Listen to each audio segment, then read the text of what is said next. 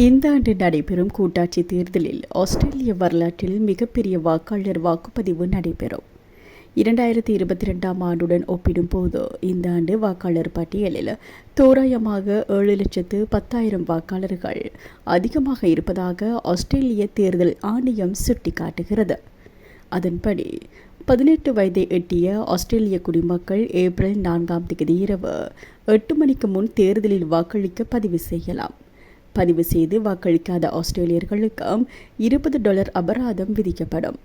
இந்த தேர்தலுக்கான வாக்காளர் பதிவு அதிகமாக இருப்பது ஒரு நேர்மையான விஷயம் என்று ஆஸ்திரேலிய தேர்தல் ஆணைய செய்தி தொடர்பாளர் வலியுறுத்தியுள்ளார்.